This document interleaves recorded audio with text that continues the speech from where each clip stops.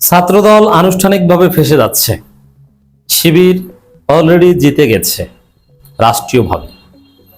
দর্শক, তদন্তে ছাত্রদলের বিরুদ্ধে চাঞ্চল্যকর তথ্য বেরিয়ে এসছে। শাহবাগ থানার ভিতরে সাংবাদিকদের যে মারধর এবং ডাকসুর নির্বাচিত প্রতিনিধিদের যে মারধর, যে মব, ছাত্রদল পরিকল্পিতভাবে ঠান্ডা মাথায় কয়েকদিন পরিকল্পনা করে যে মব সৃষ্টি করেছিল, যেটা ইতিহাসের এক কলঙ্কজনক অধ্যায়। কারণ ছাত্রলীগ, আওয়ামী লীগ কোনোদিন থানার মধ্যে মব করে নাই।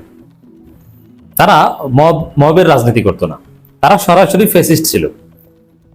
জামাত বিএনপির কাউকে ধরার দরকার হলে প্রথমে তারা নিরিবিলি ধরতো, তারপরে আচ্ছা মতো সারা রাত পেটাতো, তারপরে পুলিশকে খবর দিত।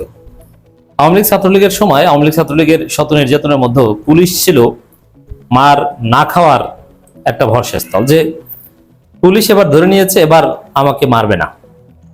ঢাকা বিশ্ববিদ্যালয়ের কথা বলছি, আমি অন্য জায়গার কথা বলছি না। যেমন ঢাকা বিশ্ববিদ্যালয়ে যদি শিবির কিংবা ছাত্রদল ধরতে পারতো, ছাত্রলীগ, তাহলে রাতে ধরতে পারলো, সারা রাত মারতো, অনেকের হাত পা ভেঙে দিত, পঙ্গু করে দিত। তারপরে সকালের দিকে প্রক্টোরিয়াল বডিকে ডাকতো, হাউস টিউটরদের ডাকতো, প্রভোস্টদের ডাকতো, তারা শাহবাগ থানার পুলিশ খবর দিয়ে পুলিশে দিয়ে দিত। আর যারা মার খেত, আমি দেখেছি অনেক ছাত্রদল, শিবির এবং অনেককে আমরা রক্ষাও করেছি। বিশেষ করে ছাত্রদলে অনেককে রক্ষা করেছি। I remember that. তারা যখন ধরা খেতেন এবং মার খেতেন, তখন আশা করতেন কত দ্রুত পুলিশ আসবে। দ্রুত পুলিশ আসলে তারা মার থেকে বাঁচতে পারবেন, কারণ দ্রুত পুলিশ আসলে পুলিশ তাদেরকে নিয়ে যাবে, শাহবাগ থানায় রেখে তারপরে সন্ত্রাস বিরোধী আইনে কিংবা বিস্ফোরক দ্রব্য আইনে একটা মামলা দিয়ে জেলে পাঠিয়ে দিবে, তারপর একটা পর্যায়ে জামিন হয়ে যাবে।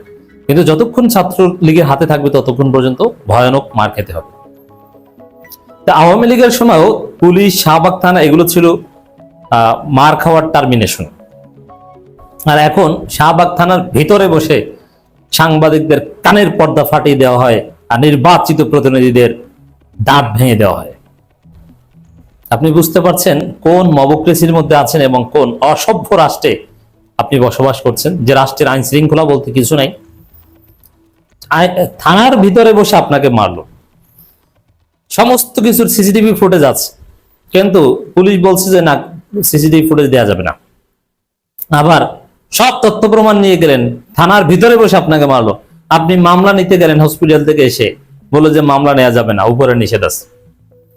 এটা কি মগের মুল্লুক না মবের মুল্লুক? এটা কি কোনো সভ্য রাষ্ট্র বলা যায়? নেভার। কোন জুলুমতন্ত্র চলছে বাংলাদেশে? পুলিশ মামলা নিবে না, ঠিক আছে, পুলিশ মামলা নেই, তদন্ত করুক না, তাও করবে না।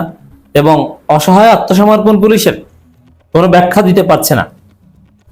পুলিশের হাত পা কাঁপছে, তাদের মধ্যে একটা অজানা আতঙ্ক বিরাজ করছে। এরকম অজানা আতঙ্ক নিয়ে মিস্টার তারেক রহমান আপনি দেশ চালাতে পারবেন? আপনি ধরা খাবেন, আপনার পতন হবে।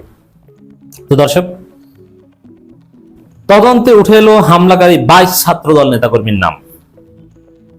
এর মাধ্যমে ছাত্রদল আনুষ্ঠানিকভাবে ফেঁসে গেল। আর শিবির নেতাকে তো শাহবাগ থানা এবং থানা পুলিশ আটকিয়েছিল। পরে রাষ্ট্রীয় ফ্যাক্ট চেকিং প্রতিষ্ঠান চেক করে দেখেছে না, শিবির নেতা এ ধরনের কোনো নোংরা বক্তব্য দেননি ফেসবুকে। তার নামে ছাত্রদল কিংবা ছাত্রলীগের লোকজন ভুয়া ফটোকার্ড তৈরি করে তাকে হয়রানির শিকার করেছে। শিবির রাষ্ট্রীয়ভাবে, পুলিশি এবং পুলিশ কিন্তু শেষ পর্যন্ত ছেড়ে দিয়েছে। পুলিশ নির্দোষ প্রমাণিত হয়ে মুক্ত হয়ে এসেছে এবং শিবিরের ছেলেরা সেটা বিজয় উদযাপন করেছে, তারা ভি চিহ্ন দেখিয়েছে।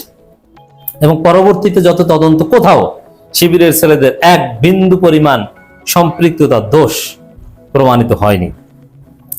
আর সাংবাদিক হামলায়, ডাকসু নেতাদের উপর হামলায়, সমস্ত হামলায় সন্দেহাতীতভাবে ছাত্র দলের গুরুত্বপূর্ণ পদধারী 22 জন নেতার সম্পৃক্ততা অলরেডি পাওয়া গেছে। আরো অনেকের সম্পৃক্ততা আছে, কিন্তু শাহবাগ থানা কর্তৃপক্ষ সিসিটিভি ফুটেজ দেয়নি বলে অনেককে চিহ্নিত করা যায়নি। কিন্তু 22 জনের একবারে নাম, এলাকা, সেশন, ডিপার্টমেন্ট, হল, ছাত্র দলে তার পদ পদবি একদম পরিপূর্ণ সবকিছু পাওয়া গেছে। এখন শিবিরের সাথে আর সাংবাদিকদের সাথে লাগতে এসেছেন, সাংবাদিকদের গুপ্ত ট্যাগ দিয়ে পিটান।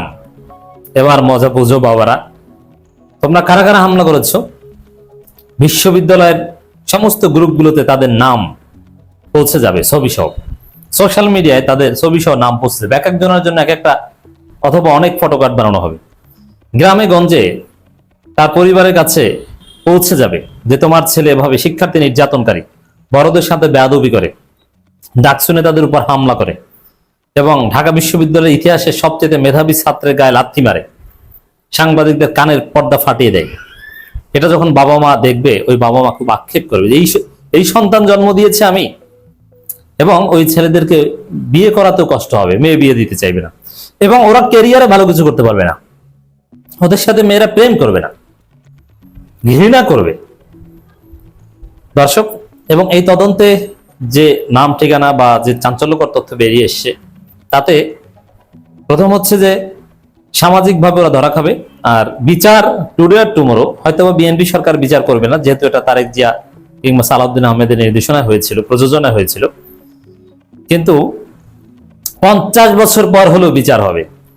ঢাকা বিশ্ববিদ্যালয়ে বিভিন্ন অপকর্মের বিচার, পুরনো অনেক ঘটনার মামলা আপনারা দেখেছেন, 17 বছর 18 বছর আগের মামলার বিচার ইউনূসের আমলে হয়েছে, বা অনেককে জেল খাটতে হয়েছে, অনেকের চাকরি কিন্তু চলে গেছে, আমরা জানি।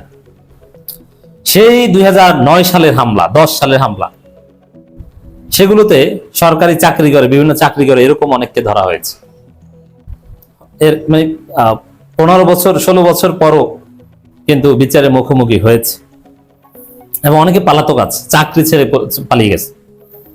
ঠিক তদ্রুপ ছাত্র দলের যাদের সম্পৃক্ততা এখানে উঠে এসেছে, টুডে আর টুমোরো, এখানে 15 বছর লাগবে না, লাগবে 1.5 বছর সর্বোচ্চ। বিএনপি সরকার বিচার না করলে 1.5 বছর লাগবে, 1.5 বছর পর হলো এদের বিচার হবে। দর্শক, রাজধানীর শাহবাগ থানার ভেতরে ঢাকা বিশ্ববিদ্যালয় ছাত্র সংসদ ও হল সংসদ নেতা এবং সাংবাদিকদের উপর ছাত্রদলের হামলা জড়িতদের চিহ্নিত করেছে তদন্ত কমিটি।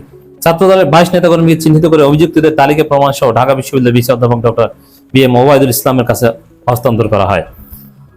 ভিসি কার্যালয় সংলগ্ন অধ্যাপক আব্দুল মতিন চৌধুরী ভার্চুয়াল ক্লাসরুমে আনুষ্ঠানিকভাবে এই তালিকা হস্তান্তর করা হয়।